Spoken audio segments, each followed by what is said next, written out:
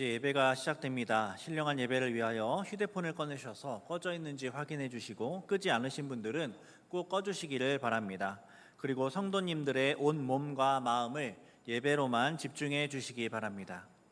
이제 다 함께 묵도하심으로 주일 낮 예배를 하나님께 드리겠습니다.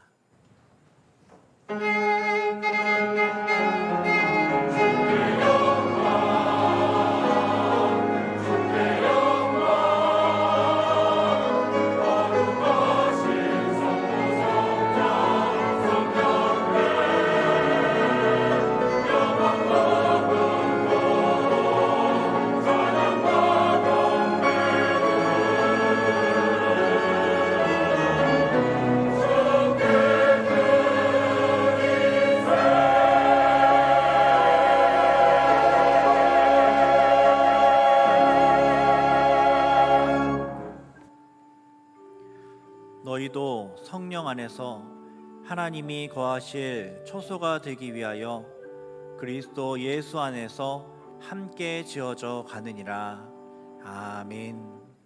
하늘에 계신 우리 아버지여, 이름이 거룩히 여김을 받으시오며 나라의 임하옵시며 뜻이 하늘에서 이룬 것 같이 땅에서도 이루어지이다. 오늘날 우리에게 일용할 양식을 주옵시고 우리가 우리에게 죄 지은 자를 사하여 준 것 같이 우리 죄를 사하여 주옵시고 우리를 시험에 들게 하지 마옵시고 다만 악에서 구하옵소서. 대개 나라와 권세와 영광이 아버지께 영원히 있사옵나이다. 아멘.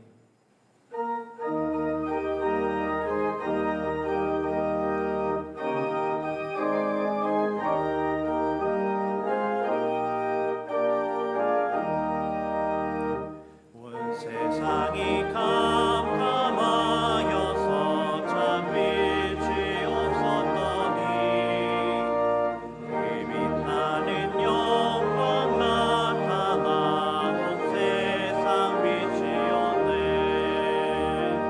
영광 영광의 주 영광 영광의 주 밝은 그 빛 내게 비추었네. 영광 영광의 주 영광 영광의 주 이 세상의 빛은 오직 주겠으니 주 말씀을 믿는 사람은 그 마음이 시원하고 주 명령을 준행하는 자 그 길이 환하겠네. 영광 영광의 주 영광 영광의 주 밝은 그 빛 내게 비추었네. 영광 영광의 주 영광 영광의 주 이 세상의 빛은 오직 주겠으니 죄 가운데 사는 사람은 그들이 얻으려고 죄악을 짓는 날에는 그들이 밝아지네. 영광 영광의 주 영광 영광의 주 밝은 그 빛 내게 비추었네. 영광 영광의 주 영광 영광의 주 이 세상의 빛은 오직 주겠으니.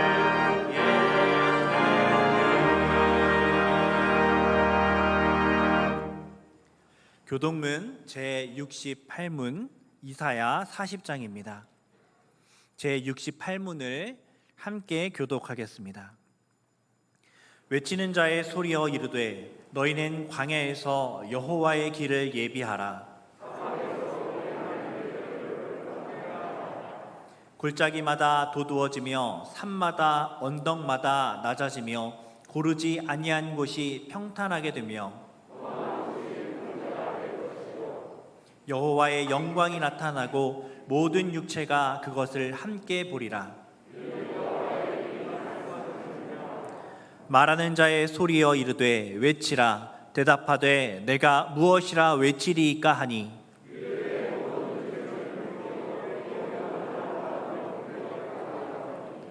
풀은 마르고 꽃이 시들면 여호와의 기운이 그 위에 불미라. 이 백성은 실로 풀이로다.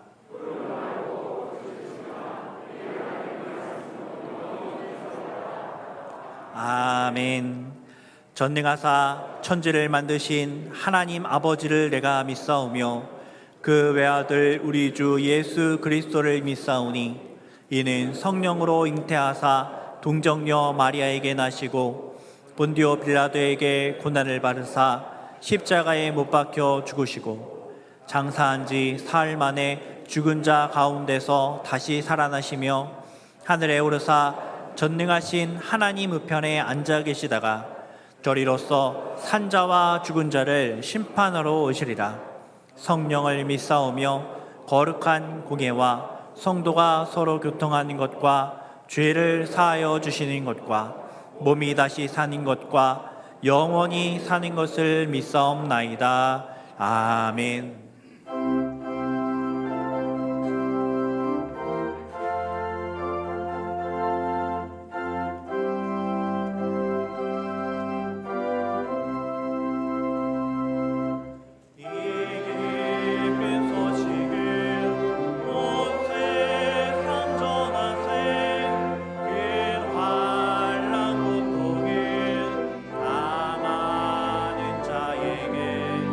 주미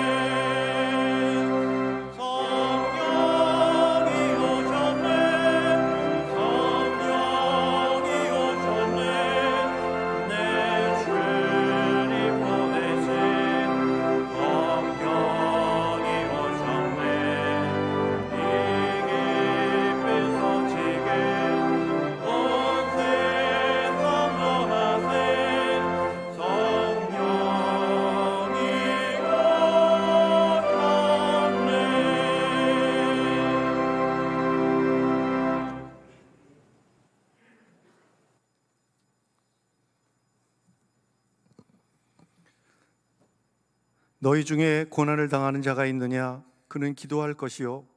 즐거워하는 자가 있느냐? 그는 찬송할지니라. 전능하신 하나님 아버지, 그리고 독생자 예수님, 우리 성령님, 성부, 성자, 성령이 본질적으로 동등하시며 참 유일하신 하나님 아버지, 거룩한 주일날 우리 모두 삼위의 하나님께 경배함으로 나아옵니다.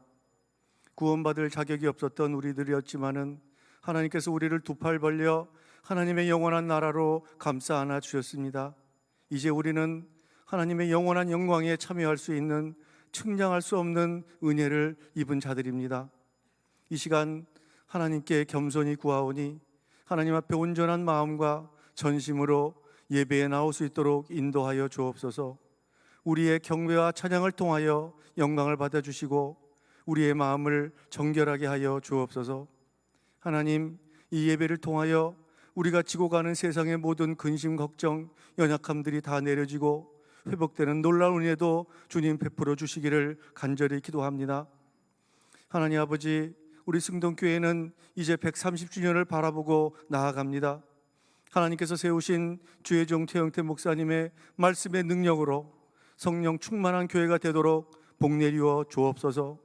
기쁠 때나 슬플 때나 주님께 올려드리는 찬양 가운데 절절한 신앙의 고백이 터져나오며 하나님의 복음을 바로 선포하는 귀한 교회로 세워 주옵소서.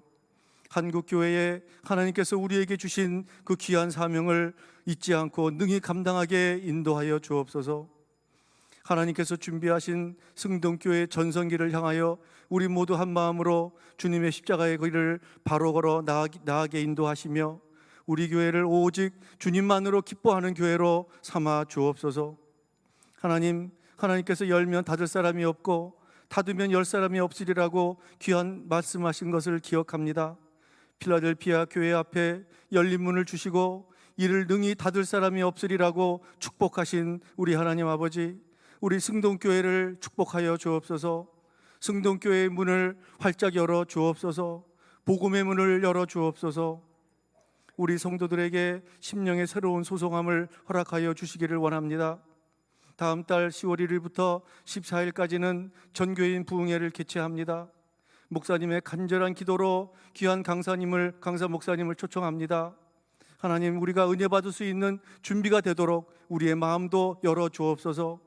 이번 부흥회에 전무후무한 큰 성령의 역사를 부어 주옵소서. 담임 목사님께서는 내일 26일부터 일주일간 세미연에서 주관하는 인도 지역의 복음화를 위한 전도를 위해서 실제적으로 이행하기 위해서 선별된 귀한 목사님들과 함께 다녀오십니다. 하나님, 이번 기회에 우리 목사님에게 선교의 새로운 비전을 보여 주옵소서. 목사님 가 계신 동안 특별히 안전을 지켜주시고 안 계신 동안에 우리 교회도 주님 돌보아 주옵소서. 하나님, 근간에 들려오는 많은 세상의 소식들이 믿는 저희들을 혼란스럽게 합니다. 세계 도처의 지진과 기근과 태풍과 그리고 전쟁도 그치질 않고 있습니다. 우리나라도 얼마 전까지 태풍으로 그리고 코로나의 피해로 많은 국민들이 아직도 회복하지 못하고 있는 실정입니다. 정치적으로는 정치인들은 국민을 아랑곳하지 않고 거짓말만 일삼고 있습니다. 국민을 더욱 혼란에 빠뜨리고 있습니다. 경제는 전 세계적으로 어렵고 우리나라도 회복의 기비가 아직 보이지 않고 있습니다. 하나님, 어찌 이것뿐이겠습니까? 사업이 어려워서 밤잠을 설치며 가장을 잃고 또 부모님을 여의고 슬픔을 가슴에 묻은 가족들도 있습니다. 원치 않는 육체의 질병으로 병상에서 혹은 가정에서 치료 중인 가족들이 있으며 앞으로의 진로를 바라보며 고민 중인 우리 젊은이들이 있습니다. 하나님 아버지, 온 세상을 다스리시며 주님의 뜻이 아니고는 그 아무것도 허락하지 아니하시는 주님, 이 나라의 무너진 곳곳마다 하나님의 공의로 이 나라를 회복시켜 주옵소서. 주님, 그리고 그동안 우리가 서로에게 너무나 소홀히 하였음도 고백합니다. 이 시간 하나님의 회복을 통하여 예수님처럼 사랑하고 예수님처럼 순종하고 예수님처럼 용서하고 돌볼 수 있는 귀한 믿음을 우리에게 더하여 주옵소서. 오늘 강단에 세우신 담임 목사님께서 말씀을 전하실 때 하나님께서 말씀의 능력을 부어주셔서 복음의 비밀을 담대히 우리에게 전파할 때에 이 시간 우리 모두 성령의 충만함이 넘치게 인도하여 주옵소서. 말씀을 듣는 자마다 심령의 소송함을 얻게 하여 주옵소서. 준비된 찬양으로 하나님께 올려드리는 임마누엘 찬양대의 찬양을 주님 기쁘게 받아주시고 듣는 우리 모두에게 큰 은혜를 내려 주옵소서. 오늘 이 예배를 하나님께서 주관하시고 영광 받으시기를 간절히 기도하오며 이 모든 말씀을 예수님 이름으로 감사하며 기도드리옵나이다. 아멘.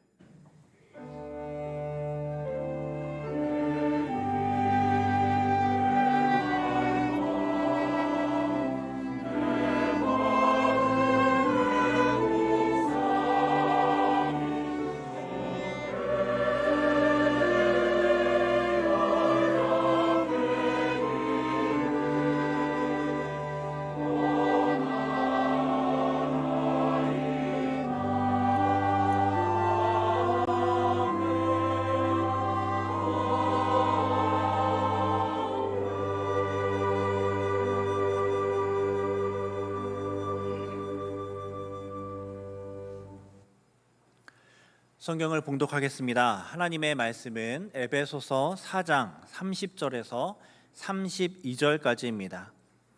에베소서 4장 30절에서 32절까지의 말씀을 제가 봉독하겠습니다. 하나님의 성령을 근심하게 하지 말라. 그 안에서 너희가 구원의 날까지 인치심을 받았느니라.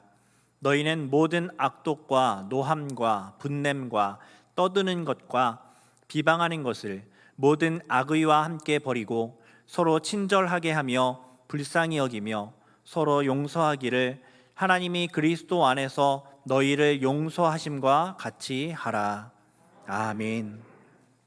이제 임마누엘 찬양대가 찬양으로 하나님께 영광을 돌리겠습니다. 이어서 그리스도 안에서 너희를 용서하심과 같이 하라는 제목으로 담임 목사님의 말씀 선포가 있겠습니다. 많은 은혜 받으시기 바랍니다.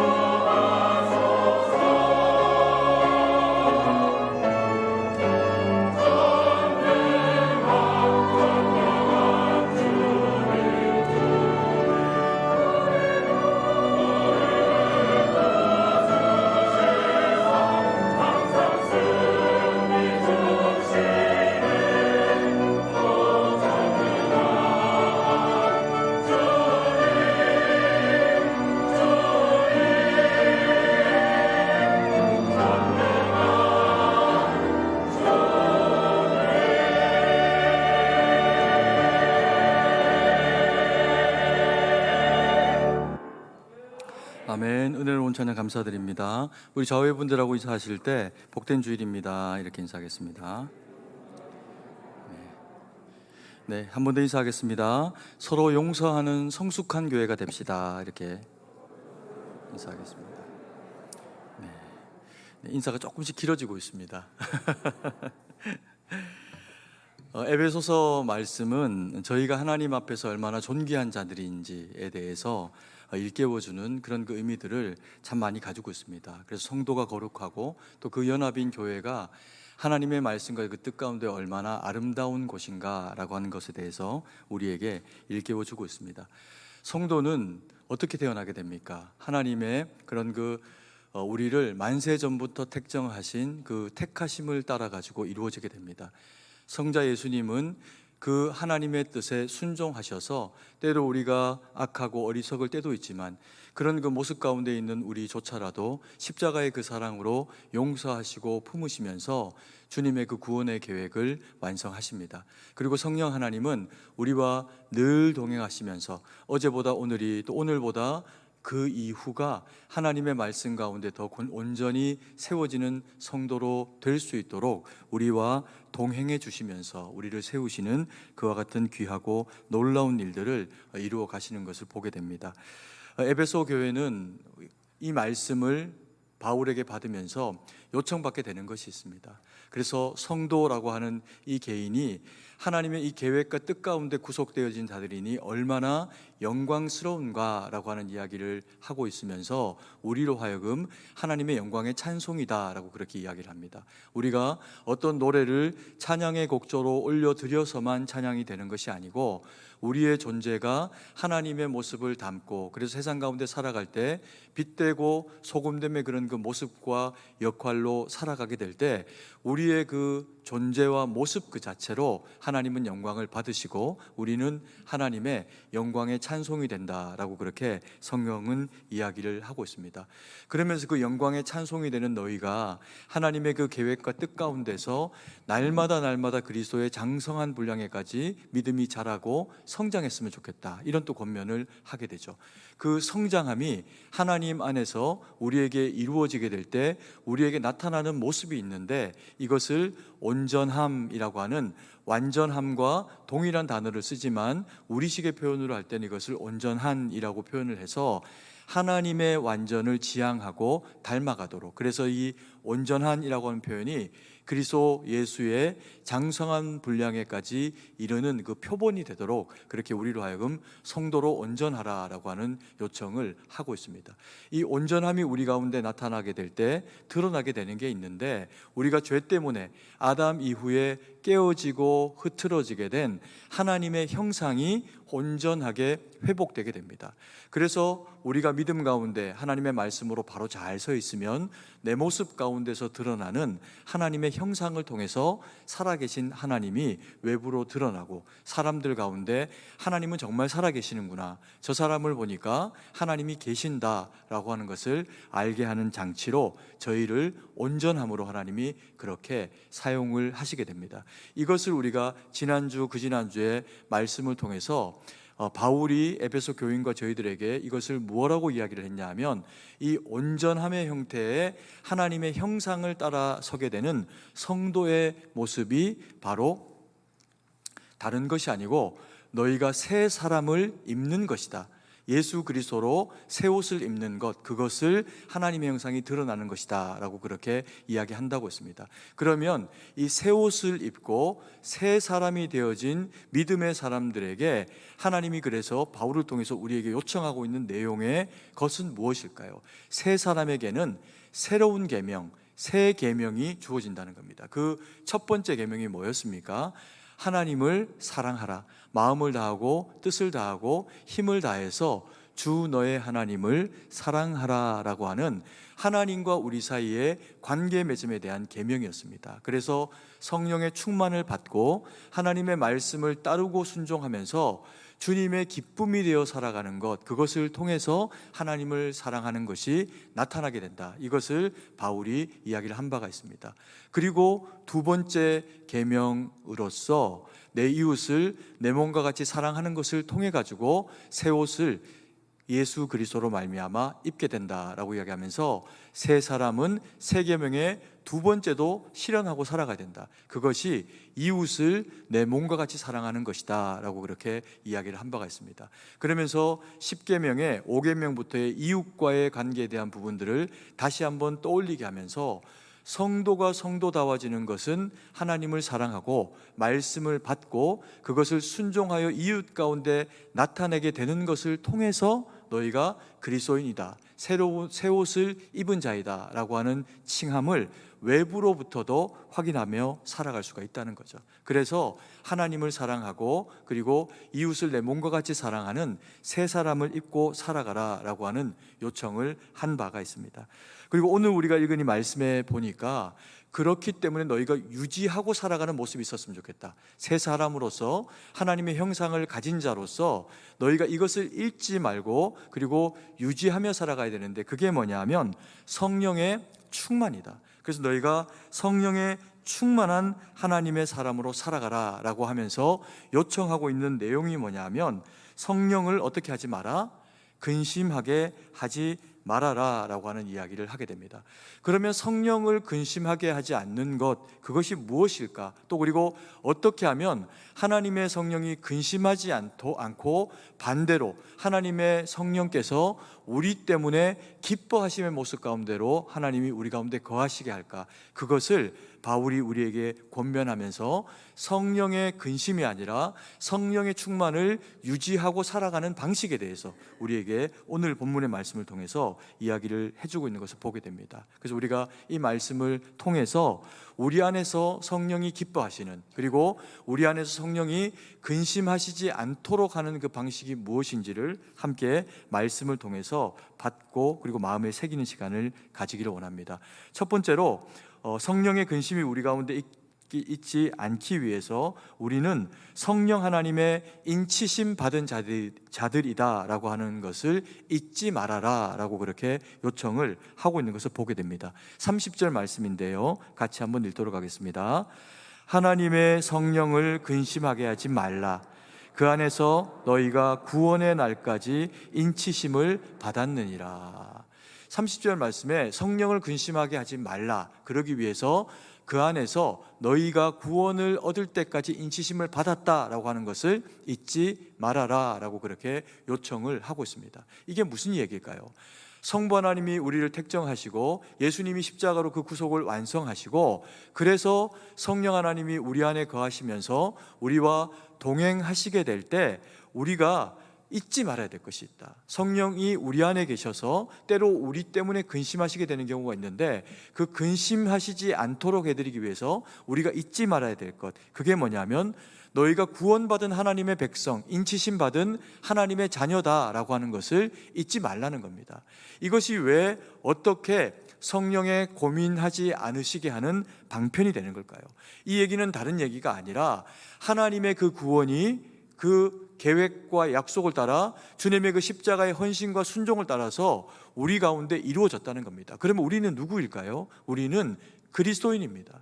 그래서 우리가 그리스도인 되었을 때 이것을 잊지 않고 살아가는 하나님 자녀됨의 영적인 자긍심이 우리 가운데 있으면 이것을 해라, 저것을 하지 말아라, 이스라엘 백성들이 가지고 있는 그 율법의 수많은 조항들을 우리가 마음 가운데 다 기억하거나 하지 아니한다고 하더라도 우리가 하나님의 자녀이지라고 하는 이 영적 지각이 우리 가운데 있게 되면은 우리가 하지 말아야 될 것과 해야 할 것들이 영적 분별함 가운데서 세워지게 된다는 겁니다. 왜 그럴까요? 영적인 자존감이, 우리가 하나님의 백성인데 라고 하는 무너지지 않는 하나님 자녀다움이 우리 가운데 세워지기 때문에 그렇습니다. 그래서 성령의 인치심을 따라 되어진 그리스도인됨의 이 거룩한 직분을 잊지 말아라 라고 그렇게 우리에게 요청을 하고 계시는 거죠.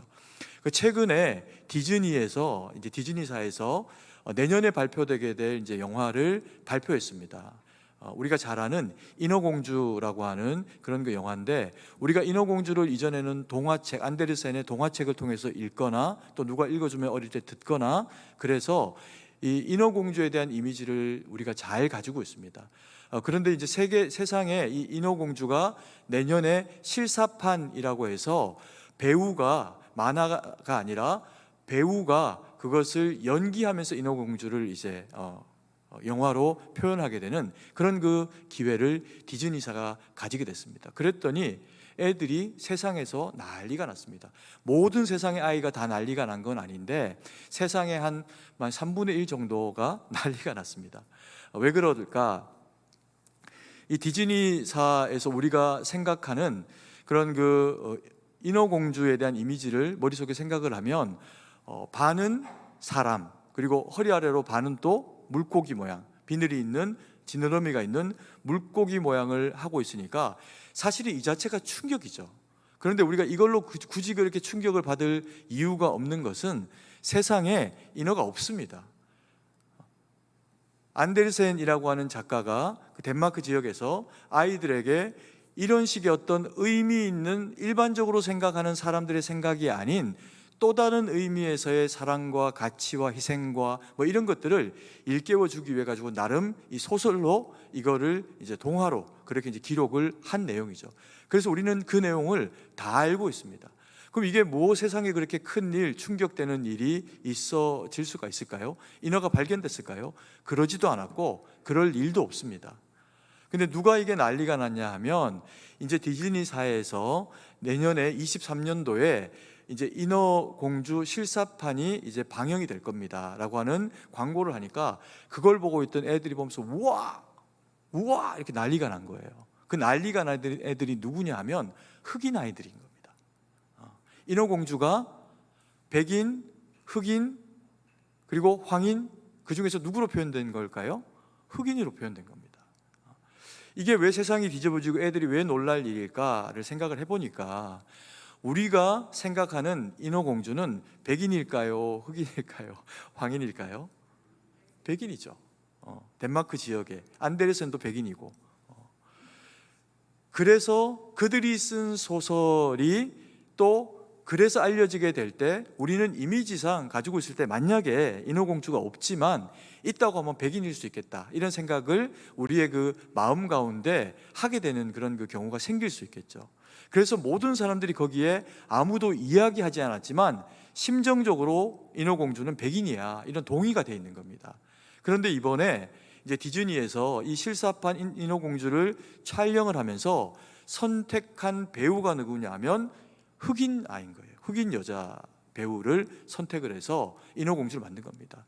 그러니까 이것을 본 아이들이 막 깜짝 놀란 거죠. 자기가 흑인인데 저 예쁜 인어공주가, 그리고 의미 있는 인어공주가 흑인이네. 그러니 다른 사람은 놀라지 않는데 이 흑인 아이들이 엄청나게 기뻐하면서 머리카락에 꼬불꼬불한 모양이 자기하고 같고 피부색과 눈과 얼굴과 그런 그 모습이 자기하고 같은 흑인이 인어공주가 됐네. 그러면서 애들이 막 난리가 난 겁니다. 엄마! 그러고 막 이제 막 찾아가고 막 이제 그런 일들이 있어진 겁니다. 왜 그럴까요? 자긍심이죠.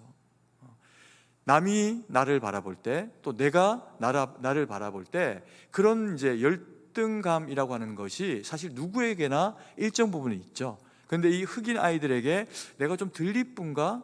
남이 나를 존귀하게 여기지 않는가라고 하는 생각을 잠정적으로 가지게 만드는 어떤 부분들이 있는데 그 부분에 인어공주가 탁 하고 치고 들어온 겁니다. 아, 나도 예쁘구나.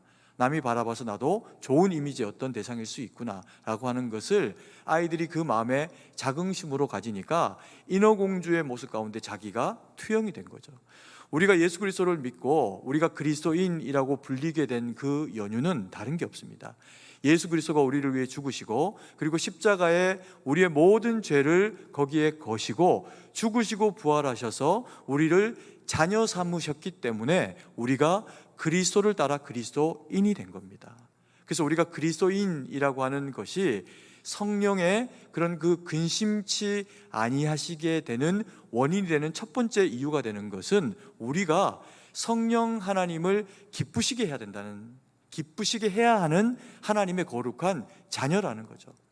그래서 우리의 그 영적 자긍심을 바울이 일깨워주면서 하나님의 자녀라면 하나님의 자녀답게 행하고 선택하고 살아가라는 겁니다. 그러면 성령 하나님이 근심하시게 될 일이 없을 거라는 거죠. 그래서 이 영적 자긍심을 먼저 세워주면서 너희가 기억해라. 너희는 그냥 그리스도인으로 어느 날 갑자기 된 자가 아니라 너희는 하나님의 사랑받는 자요, 그 사랑이 한 번도 멈춘 바 없이 태초에 정하신 그 사랑이 예수 그리스도의 십자가의 사건으로 성취될 뿐만 아니라 지금도 그 십자가를 믿는 너희 가운데 성령 하나님의 동행하심으로, 인치심으로 너희가 그리스도인 됨을 지원하시면서 동행하신다는 겁니다.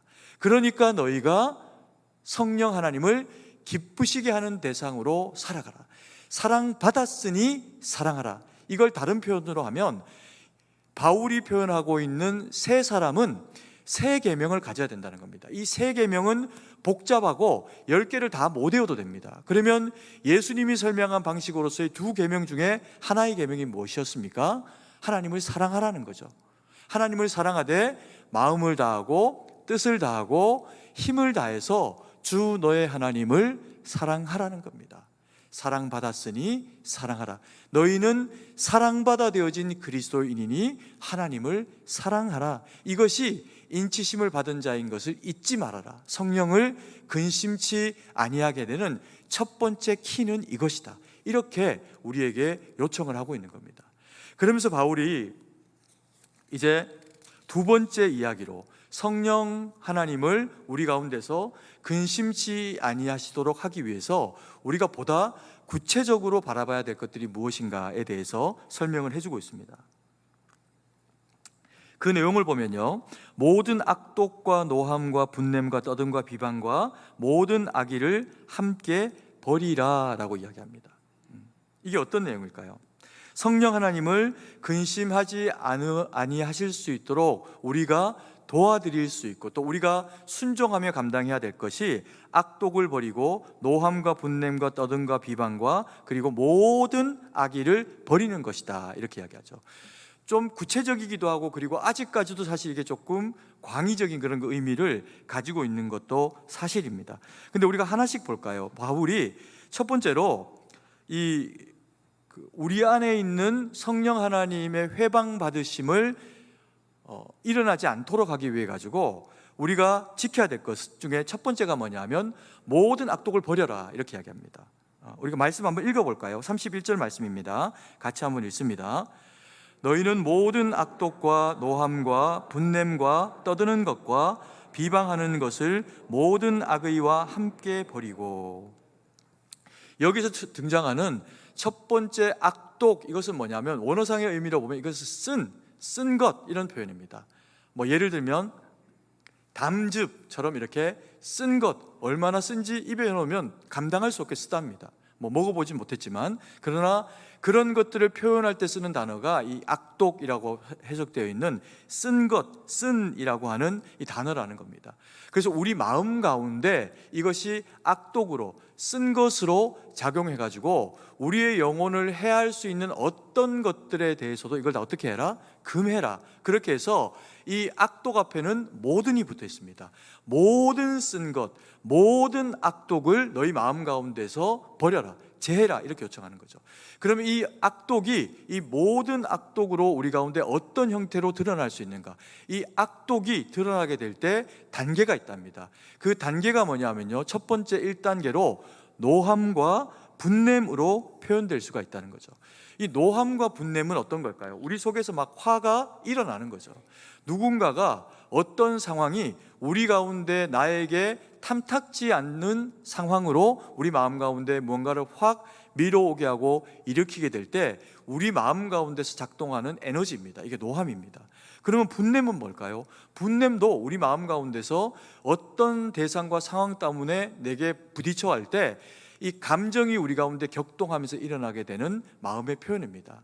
그러니까 사실 노함도 그리고 분노도 다 우리의 마음 가운데서 일어나게 되는 어떤 에너지, 작동이죠. 그런데 우리식의 표현으로 해도 이 노함과 분냄이라고 하는 이 표현은 사실 굳이 구분 안 해도 되는 표현입니다.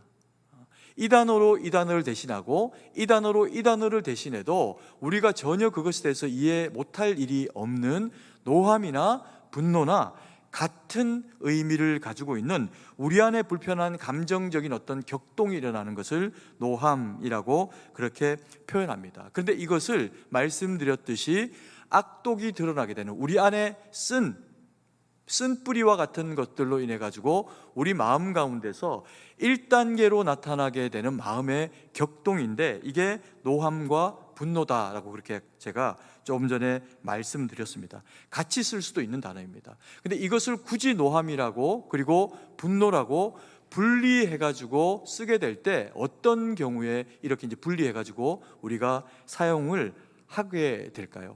일반적인 의미에서 우리가 노함, 내가 노했다, 내가 화가 났다 이렇게 할 때는 이 표현이 우리의 마음 가운데 아직 머물러 있을 단계의 노함이라고 하는 단어를 쓰게 되는 경향이 있습니다. 누가 나에게 화를 나게 만든 거죠. 어떤 말을 들었거나 어떤 상황을 봤거나 아니면 이렇게 행해야 되는데 이 사람이 이렇게 행하지 않고 다르게 행하는 모습 보면서 내 마음 가운데 불편한 마음이 확 올라왔습니다. 화가 난 거죠.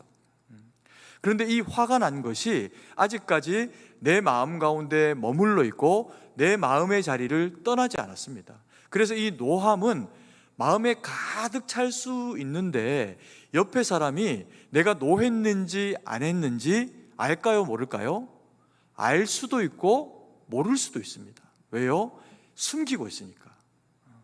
그래서 내가 화는 났지만 내 자존심 때문에 혹은 내게 불이익이 될까봐 그 노함을 표현하지 않고 있을 때 이 노함은 드러나지 않습니다. 여전히 내 마음 가운데 머물러 있기 때문에.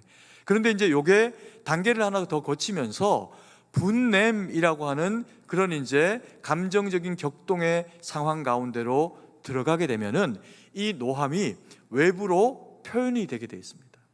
그래서 내가 이렇게 마음이 상했으니 내 이 마음 상한 것을 너도 알아야 돼 라고 이야기를 하면서 외부로 나의 이 분노의 에너지를 확 하고 그렇게 표현을 하게 될 때 나뿐만 아니라 이제 모든 사람들이 다 이 사람이 화가 났구나 라고 하는 것을 알게 만듭니다. 그래서 이 노함이나 분냄이 가지고 있는 이 에너지는 노함의 단계에 있을 때는 내게서 그것이 나를 불편하게 하고 힘들게 만들지만 이게 분노의 단계로 넘어가게 되면 나뿐만 아니라 나를 힘들게 하거나 나에게 노함을 일으켰던 사람에게까지도 그 분노가 전달되게 되죠. 경우에 따라서는 이것은 잘못했기 때문에 정당한 분노와 노함의 표현일 수도 있습니다. 그런데 어떤 경우에는 그 일을 내게 마음에 끼친 사람은요, 자기가 내게 노하게 했다거나 분노하게 만들었다라고 하는 것을 전혀 인식하지 못하는 경우도 있습니다. 왜냐하면 자기가 생각할 때는 이게 굳이 상대방에게 나쁘게 하거나 악하게 하려고 하지 않은 것일 수도 있기 때문에 그렇습니다.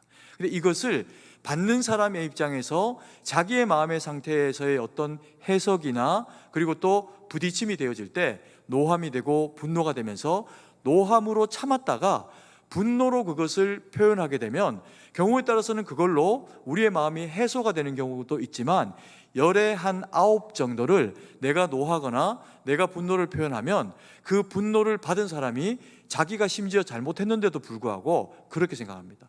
왜 나한테 화를 내지? 진짜 화나네?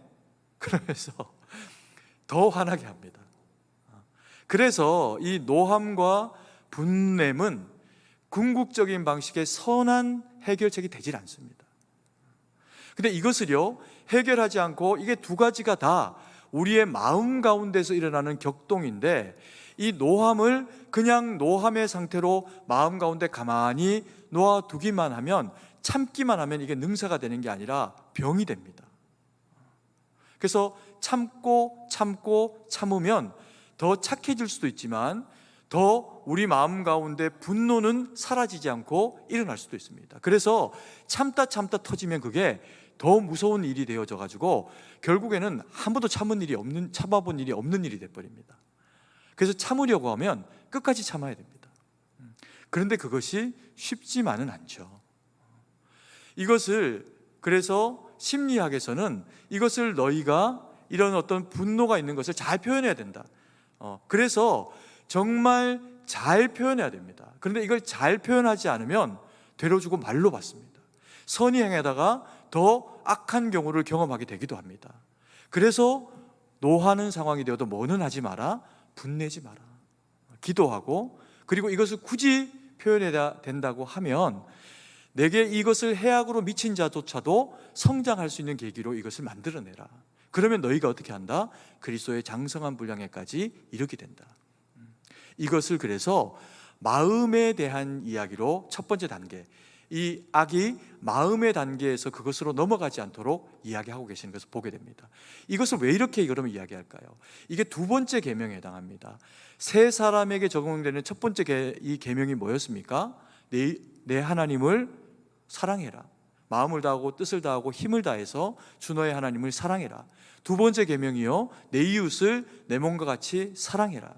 그 내 이웃을 내 몸과 같이 사랑해라 라고 하는 이 계명에는 두 가지의 의미가 있습니다. 하나만 있는 게 아니라 이웃을 사랑해라 이렇게만 이야기하면 한 가지죠. 근데 거기에 보면 내 이웃을 뭐와 같이? 내 몸과 같이 사랑해라. 그러니까 자기를 먼저 돌아보고 자기를 먼저 사랑하는 건강함으로 채워내라는 거죠. 그게 되지 않으면 너희가 지속적으로 사랑하기가 힘들다는 겁니다. 그래서 누군가가 나에게, 내 이웃이 나를 상하게 하고 노하게 하고 분나게 만드는 어떤 상황들이 벌어지게 될 때 그 노함과 분냄을 어떻게 하라? 제하라. 이렇게 이야기하고 있는 겁니다. 누구를 위해서? 나를 위해서. 내가 그 한이라고 하는, 그리고 또 나를 노하게 만들고 분나게 만드는 대상이나 어떤 상황 가운데 지속적으로 노출돼 가지고 내가 상하게 되는 어떤 일이 발생을 하지 않도록 하나님이 그것을 우리 가운데 1단계로 제거하라. 그래서 그 악독이, 모든 악독이 마음을 넘어서지 않도록 해라. 그래서 마음에 대한 이야기를 먼저 합니다. 그리고 2단계로 이 악독이 우리를 흔들지 못하도록, 성령 하나님을 회방하지 못하도록 악독의 2단계, 무엇을 조심하라? 떠드는 것과 비방하는 것을 멀리하라, 제거하라, 이렇게 요청합니다. 31절 말씀입니다. 같이 한번 읽겠습니다.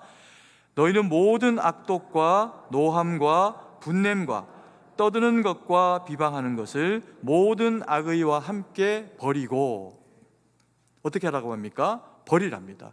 근데 이 버리라고 하는 게 뭡니까? 1단계에서 마음의 범주에 있었던 이 노함과 분냄을 넘어서서 등장하는 것, 이게 뭐냐 하면 떠드는 것과 비방하는 것입니다.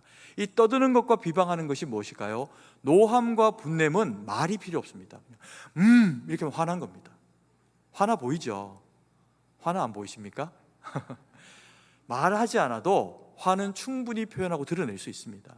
근데 이 화가 분노를 거쳐가지고요, 상대방을 아프게 만들어야 되겠다, 나를 상하게 했으니 너도 한번 화나봐라 라고 해서 그것을 그렇게 표현하게 되는 1차적인 방법이 뭐냐면 언어입니다. 언어, 말이죠. 떠드는 겁니다. 이 떠드는 것은 어떤 걸까요? 내가 의도치 않게 상했거나 아니면 다른 사람들의 어떤 그 말이나 상태를 보면서 내 마음에 노와 분노가 쌓여가지고 마음이 상해버렸습니다. 그러면 우리는 대부분 다 어떻게 할까요? 여자분들은 이걸 뭐 무슨 성별로 나누는 얘기가 아닙니다. 남자 여자 똑같은데 대체로 조금 더 많이 나타나는 경향이 뭐냐면 그 사람이 내게 상처를 줬으니 나도 그에 대해서 떠들어대는 것이 쉽게 나타날 수 있는 경향이 있습니다. 남자들은요, 말 안 하고 뒤에 가서 때립니다. 더 나쁘죠? 더 착하다고 하는 얘기가 아닙니다. 어떤 형태가 됐든 사람은 자기가 상한 마음에 대해서 표현하고 싶은 욕구가 있는데 이 표현하고 싶은 욕구를 떠드는 것으로 하지 말라는 겁니다. 말로 다른 사람에게 그 사람이 흉보고, 그리고 이게 이랬더라 저렇더라 가타부타 이야기하지를 말라는 겁니다. 왜 그러냐면 이 노와 분냄이 자기에게 머물러 있을 때는 이 악의가 한 사람에게만 국한되어 있습니다. 그런데 내가 상하게 된 이 마음을 가지고 입술을 열어갖고 떠드는 형태로 누군가에게 이야기를 전하게 되는 그 순간부터는 누구도 마음이 상할까요? 그 이야기를 듣는 내 옆에 있는 사람도 마음이 상하게 돼 있습니다. 심지어는 내가 사랑하는 사람들일수록 마음이 상하게 돼 있습니다. 왜 그럴까요? 나와 심정적인 동의가 되어 있는 어떤 사람이, 내 남편이, 그리고 아내가, 또 그리고 부모님이 자녀가 어디 가가지고 욕먹었다, 또 그리고 불이익을 당했다, 내 남편이 억울한 소리를 당했다, 그러면 마음이 어떻게 될까요? 화가 나죠. 내가 사랑하는 사람일수록 사랑하는 강도만큼 화가 납니다. 그래서 내가 어디 가가지고 갑자기 억울한 일을 당해갖고 내 남편에게 여보 내가 진짜 이게 정말 속상해가지고 막 그냥 여기저기 막 그냥 이렇게 막 이야기하는데 남편이 너무 담담한 거예요. 그러면 우리 어떤 느낌을 가집니까? 이 사람이 날 안 사랑하나? 이런 느낌이 들죠. 사랑하는 사람이 가지고 있는 마음의 상함은 사랑하는 사람에게, 중요한 사람에게 전달되게 될 때 내용만 전달되는 게 아니라 감정과 상황이 함께 전달됩니다. 그 내용과 함께. 그래서 우리가 어떤 복잡한 상황에 두 대상이 부딪히게 되었을 때 이야기는 내가 사랑하는 사람의 이야기만 들어야 될까요? 아니면 양자 간의 이야기를 다 들어야 될까요? 양자 간의 이야기를 다 들어야 중재자로서 해결해 줄 수 있는 그런 지혜를 가질 수가 있게 됩니다. 아내를 사랑해도, 남편을 사랑해도 잘 들어주고, 그리고 나서 그것에 대해서 잘 접근해 줘야 됩니다. 그렇지 않으면 한 사람의 격동과 한 사람의 분냄으로만 그쳐도 되는 일이 공동체 가운데 확산되게 되어 있습니다.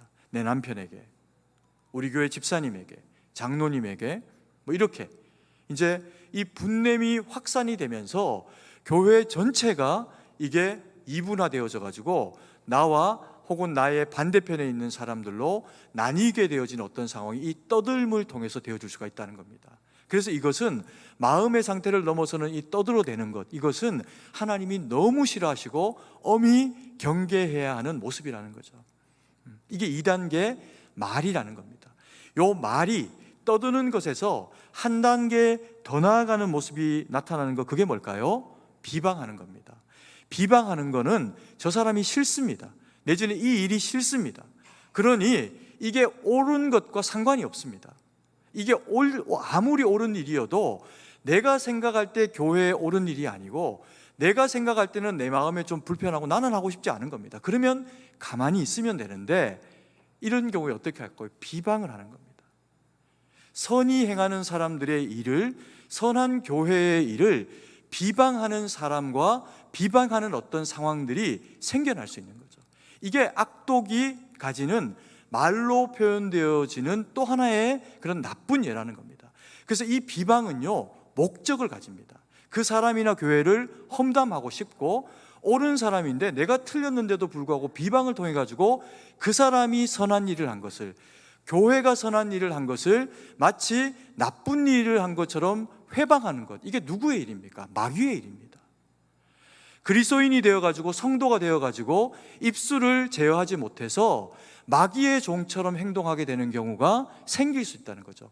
이때 나타나는 가장 큰 성도에게 있는 불이익이 뭐라고 이야기합니까? 성령 하나님이 우리 가운데 근심하신다는 겁니다. 심지어 비방하고 떠들어대고 욕하고 자기가 옳지도 않으면서 그와 같은 일을 하고 나서 내 마음 가운데 평강이 있습니다. 시원하다. 그건 큰일입니다. 두려워하고 무서워해야 할 일입니다. 왜요? 하나님의 성령의 회방에 그 근심하심이 느껴지지 않는 심장을 가지고 있기 때문에, 그 이유는 큰일입니다.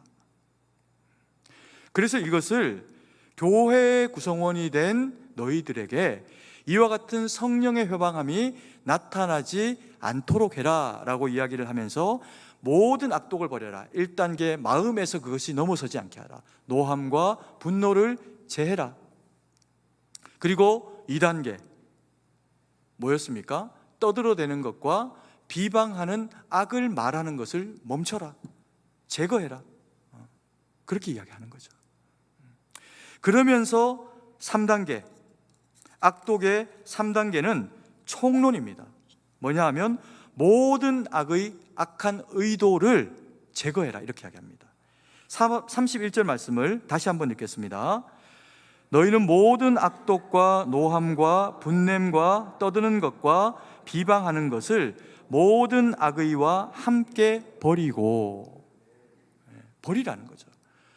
모든 악독이 무엇인지를 노함과 분냄과 떠들어대는 것과 비방하는 것, 마음과 말의 문제다라고 하는 것을 이야기하고, 그리고는 이번에 뭐라고 이야기합니까? 모든 악의라고 해서 이 악의는 원어적인 표현, 헬라어적인 표현으로는 나쁜 것들이라는 겁니다. 그러니까 모든 나쁜 것, 이것은 이제 마음과 말을 넘어서서 뭐까지? 행동까지 다 포함되어지는 악한 의도로 일어나는 모든 것들입니다. 그래서 이 모든 악독이 어떤 형태로 마음과 말과 행동 가운데 우리를 부추기고 마치 마귀의 자녀인 것처럼 그렇게 보이고 행동하게 만들 때 그것을 어떻게 해라? 그것을 다 어떻게 하라? 버려라 라고 이야기하는 겁니다. 제거하라 라고 이야기하는 겁니다. 하나님의 사람에게서 이것이 나타날 때, 노함이 쓸데없이 필요 이상으로 등장할 때, 떠들어대는 것과 비방하는 것이 타인의 입술을 통해서 악독과 악의와 함께 전파되는 것을 볼 때 그리스도인인데 그리스도인처럼 보이지를 않게 됩니다. 근데 이것이 가지는 가장 큰 무익함은요, 내 가장 가까워 있는 가족들을 망치게 돼 있습니다. 남편에게 교회와 혹은 또 다른 성도의 비방을 하고, 아내에게 내가 경험하고 느끼는 교회에 대해서 자녀들 앞에서 내가 생각하는 좁은 의미와 가치에서 이해되지 않는 더 큰 하나님의 계획과 뜻이 수용되지 않을 때 그걸 가감없이 용감하게 자녀들에게 이야기합니다. 여러분, 큰일 납니다. 그 자녀가 하나님의 말씀이 들릴까요? 교회를 나오고 싶을까요? 엄히 경계하셔야 됩니다. 그 시절을 우리가 지각하지 못하는 시간 동안에 자주 보내고, 매주 보내고, 1년을 보내고 10년을 보내고 그 아이가 10살을 먹고 20살을 먹고 장성하면 교회를 다닐 이유가 없어집니다. 무서운 이야기죠. 그래서 함부로 교회 이야기, 성도 이야기, 그게 비방하는 형태로 이야기하지 마십시오. 여러분들 스스로에게 아무런 유익이 되지 않습니다. 성경은 그것을 엄격히 제한하는데 말씀을 받아도 순종하지 않는 겁니다. 늘 그렇게 하시는 분은 늘 그렇게 하고, 착한 사람은 늘 순종하고, 하나님의 복을 받고 주님의 다스려짐을 받는다는 것은 하나님의 말씀이 심중에 올 때 순종하는 겁니다. 그래서 온유한 자가 하나님의 말씀이 들리고 하나님의 말씀을 마음에 받아서 어떻게 하는 자들이 하겠습니까? 순종하는 자들이죠. 그런 그 온유한 자, 하나님의 말씀을 받고 순종하는 자들에게 주는 복이 있다 했습니다. 뭐였습니까? 마음에 평강을 주시고 그 후손들은 땅을 기업으로 상속받게 하겠다. 제 얘기가 아닙니다. 믿음을 잃어버리지 않는 거죠. 우리 자녀를 그렇게 지키고 키워내야 됩니다. 이것을 세 번째 이야기로 구체적인 방식으로 우리에게 유익이 되도록 하나님이 에베소 교인과 우리에게 이야기를 하시는 내용이 있습니다. 그게 뭘까요? 성령에 근심하도록 하는 일이 아니라 성령에 기뻐하시는 일을 위한 해법을 가져라, 이렇게 하겠습니다. 그 해법이 뭐냐 하면 서로 친절하게 하고 불쌍히 여기고 서로 용서해라 라고 하는 이야기를 합니다. 32절 말씀입니다. 같이 한번 읽겠습니다. 서로 친절하게 하며 불쌍히 여기며 서로 용서하기를 하나님이 그리스도 안에서 너희를 용서하신 것 같이 하라. 하나님이 그리스도 안에서 너희를 어떻게 하신 것 같이? 용서하신 것 같이 하라. 그 용서하심이 단계로 나타나는데 여기도 세 가지로 이야기합니다. 첫 번째, 뭐 하라? 친절해라. 두 번째, 어떻게 해라? 불쌍히 여겨라. 세 번째, 어떻게 해라? 용서해라. 이것을 그냥 좋은 말로 이야기를 하고 있는 것이 아니라 우리가 하나님 앞에서 성령에 회방하는 악독과 어리석음이 나타나게 될 수 있으니 그 마음과 말을 통해서 그와 같은 일이 나타나기 전에 너희가 이것으로 제거하고 이것으로 방어하고 이것으로 지켜내라 라고 하시는 내용으로서의 세 가지를 이야기하는데, 그게 첫 번째가 뭐냐 하면 불쌍히 여겨라 라고 이야기합니다. 우리가 왜 이웃을, 옆에 있는 사람을 불쌍히 여겨야 할까요? 이건 말씀입니다. 순종해야 됩니다. 우리 좌우의 분들하고 한번 인사해 봤으면 좋겠습니다. 내가 불쌍히 여겨 드릴게요, 이렇게 말하고 있습니다. 네. 웃기죠. 우리가 미워하는 사람이 없기 때문에 이게 웃깁니다. 근데 미워하면요 안 웃깁니다. 이걸 어떻게 불쌍히 여기지? 이렇게 생각됩니다. 마음을 결단하기 위해서 다시 한번 인사하겠습니다. 진짜 불쌍히 여기겠습니다. 이게 어떤 의미냐 하면, 왜 불쌍히 여겨라 라고 이야기를 바울이 에베소 교인과 우리들에게 하고 있냐면요, 불쌍히 여긴다라고 하는 의미는 측은히 여긴다는 거죠. 근데 왜 측은히 여겨야 하냐 하면, 우리가 하나님의 모두가 다, 나뿐만 아니라 모든 그리스도인들이 아니다. 죄송합니다. 제가 이건 순서를 바꿔서 해야겠다. 첫 번째, 그래서 1부 때랑 인사가 바뀌어버렸습니다. 죄송합니다. 제가 친절히 할게요, 이렇게 인사 한번 해보겠습니다. 네, 한 번 더 인사하겠습니다. 제가 친절하게 섬기겠습니다. 죄송합니다. 2부에는 인사를 2번 했네. 이게 1부 때는 이것만 했었는데 제가 지금 잠깐 착각했습니다. 첫 번째가 뭐냐면, 첫 번째 단계로 우리의 마음과 말을 지키기 위해서 너희가 서로 어떻게 하라? 친절하라.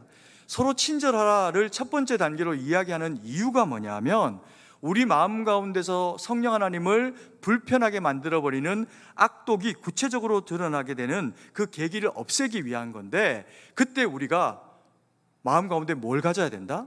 옆에 사람이 나하고 똑같이 하나님의 구원함을 받은 존귀한 하나님의 자녀다라고 하는 것을 일깨우라는 겁니다. 그래서 너희는 서로가 서로에게 감정적으로, 마음으로, 말로 배려하고 섬겨야 되는 대상이라는 거죠. 그게 친절입니다. 그래서 너희가 존중받는 하나님의 백성으로 존중받는 자들이니 옆에 있는 그리스도인 된 함께 된 지체들을 어떻게 하라? 친절히 존중하라. 친절만큼 존중하지 않는 일이 없습니다. 친절만큼 존중하는 일이 없습니다. 그리고 두 번째로, 이 성령을 불편하지 않도록 하기 위해서 뭘 제거하라? 뭘 하라? 불쌍히 여겨라, 이렇게 하랍니다. 불쌍히 여겨라는 왜 그러면 필요할까요? 우리가 아까 그 악독의 1단계가 뭐였냐면, 악독이 구체적으로 드러나게 될 때 노함과 분냄으로 나타나게 된다고 했습니다. 노함과 분냄이요, 우리 마음 가운데 드러나면 이것은 정당합니다. 왜요? 내 마음이 상했으니까. 그래서 내 마음에서 분노가 확 일어나면서 때리거나 혼내주거나 화를 표현하고 싶은 마음이 생깁니다. 근데 그때 어떻게 하라는 거예요? 불쌍히 여기라는 겁니다. 왜 불쌍히 여겨야 될까요? 왜요? 이게 이웃사랑의 첫 번째 시작이라는 겁니다. 내가 하나님의 존중받는 자녀일 뿐만 아니라, 그럼에도 불구하고 우리가 우리를 돌아볼 때 여전히 부족하고, 여전히 불의하고, 여전히 어리석고 연약한 모습이 나에게도 있고, 나의 배우자에게도 있고, 부모님에게도 있고, 자녀들에게도 있는 겁니다. 그러다 보니까 우리가 그와 같은 상황으로 내게 노함을 일으키게 되는 어떤 상황과 사람들을 만나게 될 때 불쌍히 여긴다는 게 뭐 하는 겁니까? 아이고, 저게 아직까지 신앙적인 철이 덜 들어서 저렇지, 하나님의 말씀을 몰라서 그렇지, 은혜를 못 받아봐서 그렇지, 그러니 은혜 받은 내가 참아야지, 은혜 받은 내가, 성숙한 내가 그리스도의 장성한 분량의 모습을 통해서 하나님의 형상을 보여야지, 이것이 불쌍하게 여기는 거라는 겁니다. 그냥 불쌍하게 여기는 게 아니고, 성숙한 우리가 주님의 사랑으로 누군가를 대해주는 모습, 그게 불쌍히 여기는 거라는 거죠. 그리고 이제 세 번째로, 우리에게 성령의 근심이 아니라 성령의 기뻐하심을 드러내게 하는 세 번째의 단계 것, 그게 뭐냐면 서로 어떻게 하라? 용서하라는 겁니다. 왜 서로 용서하라가 성령의 기뻐하심이 되고 성령의 근심하심을 물리치는 방편이 될까요? 우리가 떠드는 것과 그리고 또 비방하는 그런 그 이야기들을 듣거나 당하게 되면 우리의 마음 가운데서는 뭐 그냥 노함 정도가 아니라 나도 떠들어대고 더 많은 사람들에게 저 사람의 불의함과 분노를 표현하고 싶어집니다. 그런데 우리 안에 계시는 성령 하나님께서 우리로 하여금 나에게 심지어 악을 행하고 노하게 하고 분노하게 하고 떠들어다니며 내가 하지도 않은 말들을 하고 내가 하지도 않은 어떤 상황들에 대해서 사람들로 하여금 오해하게 만드는 어떤 일을 당하더라도 어떻게 하라는 거예요? 참고 용서하라는 겁니다. 용서가 가장 거룩한 복수라는 겁니다. 그래서 악을 행하는, 악으로 가득 차 있는 사람의 그런 그 모습 가운데 그리스도의 형상을 닮은 하나님의 사랑을 보여주는 것이 뭐 하는 겁니까? 용서하는 겁니다. 그래서 이 용서는 또 다른 이름이 사랑입니다. 이 사랑이 여러 가지의 형태로 친절로도 나타나고 불쌍히 여김으로도 나타나는데, 이 사랑이 가장 극치의 형태로 나타나는 것이 뭘까요? 용서입니다. 사랑하고 싶지 않은, 미워하고 싶은 대상조차도 사랑하는 영적 성숙의 길로 나아가는 것, 이게 용서라는 겁니다. 그래서 이 용서하는 자는 그냥 단순히 용서해서 마음 가운데 그냥 뭐 좀 달래지고 이게 아니라, 용서는 성장하게 만듭니다. 우리가 누군가를, 나에게 불편한 일을 행한 사람을 하나님의 마음으로 품고 그리고 껴안게 될 때 나타나는 이 용서가 드러나게 될 때, 그 사람은요, 나를 통해서 살아계신 하나님을 경험하게 됩니다. 이걸 우리에게 입으라는 거예요. 너희가 새 사람을 입었지 않냐? 너희가 새 사람을 입었다면 하나님을 사랑해라. 너희가 새 사람을 입었다면 세 계명의 두 번째, 내 이웃을 내 몸과 같이 사랑하되, 어디까지 사랑하라? 원수를 용서하는 과정과 지경에 이르기까지 사랑해라. 근데 이게 쉽지가 않습니다. 목사라고 쉬울까요? 아니요. 나도 누군가에게 공격받고 듣고 싶지 않은 얘기 들으면 마음이 상하기도 합니다. 그럼에도 불구하고 목사가 목사다우려면, 장로님이 장로님다우려면, 권사님이 직분이 그저 어깨 얹는 견장이 아니라 하나님이 우리에게 무언가 거룩을 요청하시는 그 요청에 순종해야 될 그 크기가 우리에게 커서 그리스도의 형상을 담는 그 거룩한 부담이 우리에게 더 많이 주어진 것이 직분이라면, 그러면 우리는 그 이름에 걸맞는 일이 우리 가운데 있어질 수 있도록 남하고 싸우는 게 아니라 누구와 싸워야 될까요? 나와 싸워야 됩니다. 자기와의 싸움이 해결이 안 되니 계속해서 엉뚱한 소리하고, 그러면 신앙이 성장하지 못합니다. 우리 안에 갇혀서. 신앙은 우리를 넘어서서 옆에 있는 사람이 나의 사랑을 느끼고, 내 며느리가 내 사랑을 경험하고, 시어머니가, 부모님이 나를 통해 주시는 주님의 사랑을 경험하게 하는 것이 성장입니다. 그래서 우리로 하여금 뭐 하라고 하는 겁니까? 용서해라. 왜요? 마지막 절을 같이 한번 읽습니다. 32절을 같이 한번 읽습니다. 서로 친절하게 하며 불쌍히 여기며 서로 용서하기를, 하나님이 그리스도 안에서 너희를 어떻게 하기를? 용서하신과 같이 하라. 잊지 말라는 겁니다. 너희가 성령의 인치심을 받은 거룩한 하나님의 백성이라는 얘기는 또 다른 의미로 너희가 하나님께 그보다 먼저 사함을 받은, 용서받은 경험이 있는 심장을 가진 대상이다라는 겁니다. 잊지 마라. 너희가 하나님의 자녀다. 잊지 마라. 너희는 용서받았다. 잊지 마라. 너희가 용서받았다면 너희는 무엇을 해야 한다? 용서하는 그리스도인이 되어야 한다. 아멘이십니까? 쉽지 않으나 우리가 이 길 가운데 나아가는 거룩으로 주의 형상을 옷 입고 나아갈 때 주님은 우리 가운데 일하시고, 이 순종했으니 더 큰 은혜와 능력으로 우리 가운데 역사하시면서 동행하시고 함께 하시고 치유하시고, 그리고 주님을 드러내는 도구로 우리를 그렇게 사용해 가실 겁니다. 그 쓰임받아 하나님의 영광 돌리는 저와 우리 사랑하시는 성도님들 되기를 간절히 소망합니다. 사랑의 아버지 하나님, 은혜와 사랑을 감사드립니다. 오늘도 저희 가운데 말씀 주시고, 아버지 하나님, 우리가 왜 마땅히 아버지 하나님 성령 하나님을 회방하게 하는 자가 아니라 성령 하나님을 기쁘시게 하는 자로 서야 하는지 일깨우시니 감사드립니다. 하나님, 이 말씀 받은 주의 거룩한 백성들마다 성령 하나님 함께 하셔서 그 마음 가운데서 하나님 모든 악독과 또 그리고 노함과 분냄과 떠들어댐과 그리고 비방하는 일을 멈추거나 사라지게 해주셔서 오직 주님이 우리 가운데 원하시는 주의 기뻐하시는 일들만 감당하는 저희가 될 수 있도록 은혜를 베풀어 주시옵소서. 아버지, 우리가 잊지 않길 원합니다. 우리가 주의 자녀이고 주의 자녀는 누구 한 사람 예외 없이 용서받은 자이되 아버지 하나님 생명 내어 주시는 그 용서를 받았고 아버지 하나님 그래서 쉽지 않지만 우리의 감정이 손해보고 싶지 않지만 우리의 상황 가운데서 눌리고 싶지 않지만 아버지 하나님 주님이 주시는 그 능력으로 용서할 수 있는 지혜와 힘을 주셔서 성령의 능력으로 그 일들 감당해낼 수 있도록 도우셔서 아버지 하나님 우리의 이웃을 친절히 대하고 아버지 하나님 또 우리의 이웃을 불쌍히 여기고 그리고 용서하는 성숙한 신앙이 저희 가운데 무르익도록 함께하여 주시옵소서.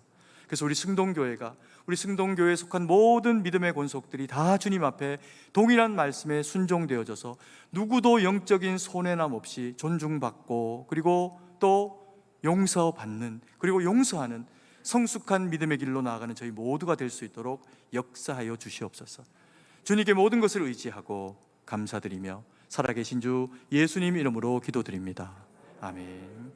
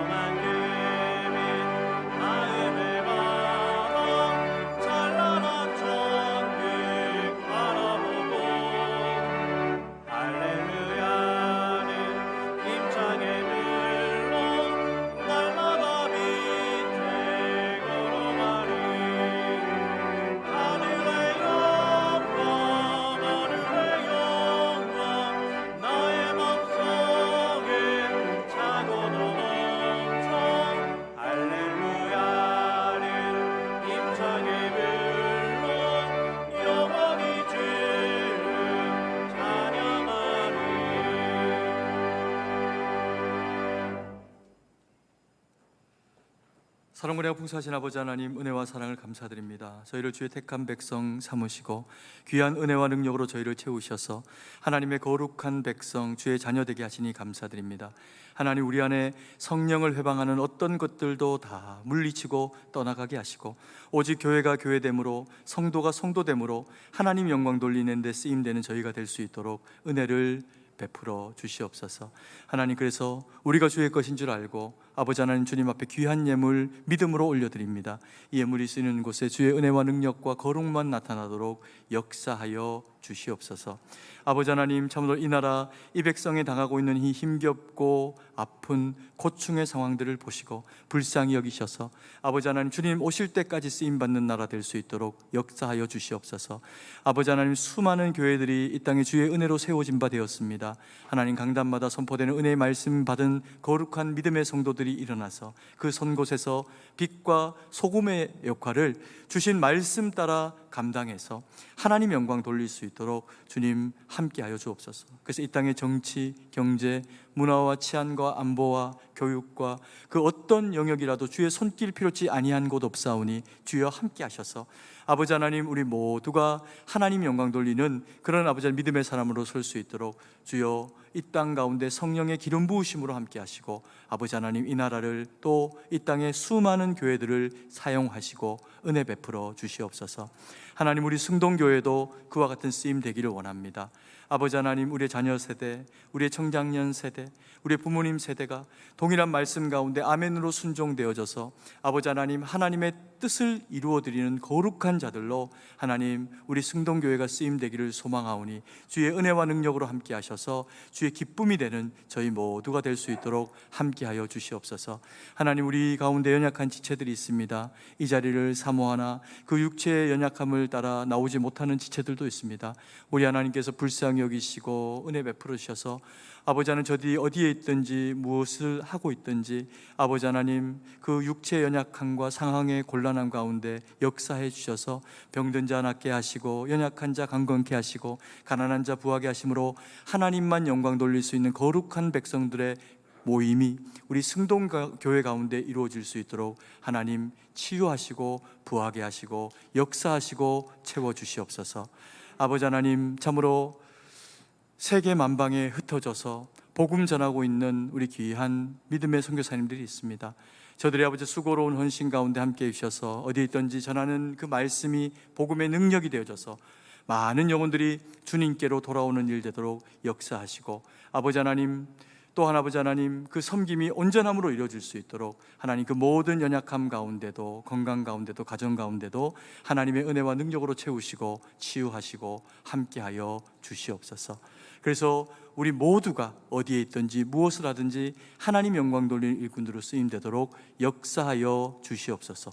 주님께 모든 것을 의지하고 감사드리며 살아계신 주 예수님 이름으로 기도드립니다. 아멘. 교회 소식을 알려드립니다. 오늘 우리 교회에 처음으로 오신 분들을 예수님의 이름으로 환영합니다. 본당 1층 새가족부실로 오셔서 환영과 안내를 받으시기 바랍니다. 10월달 전교인 새벽기도회는 10월 3일 월요일 오전 5시 30분에 본당에서 있습니다. 새 달의 첫날을 새벽기도로 시작하시기 바랍니다. 새벽 찬양대원은 당일 오전 4시 40분에 찬양 연습실에서 모입니다. 담임 목사님께서 세미연에서 진행하는 인도 선교를 위해 9월 26일 내일부터 10월 1일까지 출국하십니다. 기도해 주시기 바랍니다. 2022년 전교인 부흥회가 10월 11일 화요일 저녁부터 14일 금요일까지 새벽 5시 30분에 저녁 7시 30분에 하루 2번 승동교회 본당에서 진행됩니다.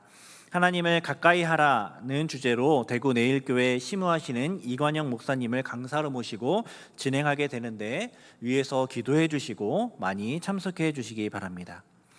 하반기 성례식이 주보와 화면과 같이 있습니다. 해당되시는 분들은 신청서를 작성하여 교구 담당 교육자께 제출해 주시기 바랍니다. 승동기도원 사용계획서 2023년도 승동기도원 사용계획서를 각 부서에서는 10월 9일 주일까지 교회 사무실에 제출해 주시기 바랍니다. 결혼 소식입니다. 사직 부암구역 김진건 집사, 조혜양 집사, 장녀 김혜진 양과 권태영 군의 결혼 예식이 10월 1일 토요일 오후 5시 오펠리스 웨딩홀에서 있습니다. 새롭게 시작하는 가정을 위해서 기도해 주시기 바랍니다. 소천 소식입니다. 도봉 의정부구역 고 이근호 명예집사께서 9월 22일 목요일 밤 10시경 하나님의 부르심을 받았습니다. 빈소는 경희대학교 의료원 장례식장 301호입니다. 위로 예배가 오늘 오후 5시에 있습니다. 교회에서는 4시 30분에 출발하게 됩니다. 장례 일정이 하나님의 은혜 가운데 잘 진행되고 마칠 수 있도록 유가족들을 위해서 기도해 주시기 바랍니다. 나머지 교회 소식은 주보를 참고해 주시고 이제 다 함께 일어나서 찬송가 1장을 찬양하시고 축도로 예배를 마치겠습니다.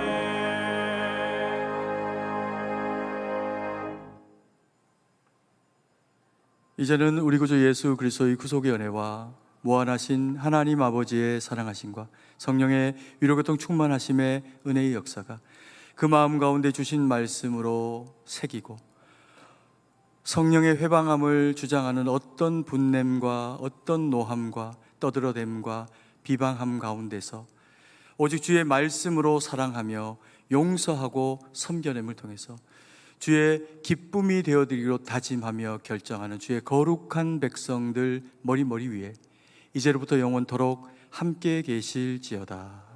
아멘.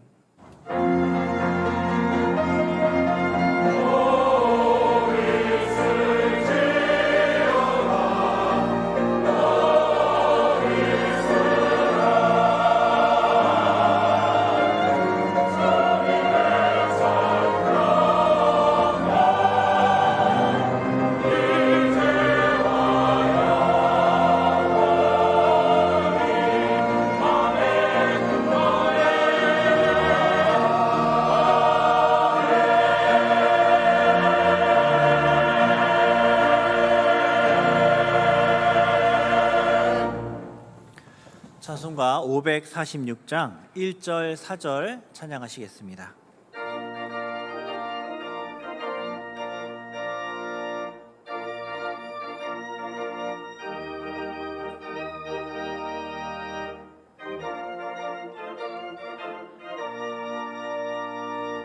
주님이 약속하신 말씀 위에서 영원토록 주를 찬송하리라. 소리 높여 주께 영광 돌리며 약속 믿고 굳게 서리라. 굳게 서리 영원하신 말씀 위에 굳게 서리. 굳게 서리 그 말씀 위에 굳게 서리라.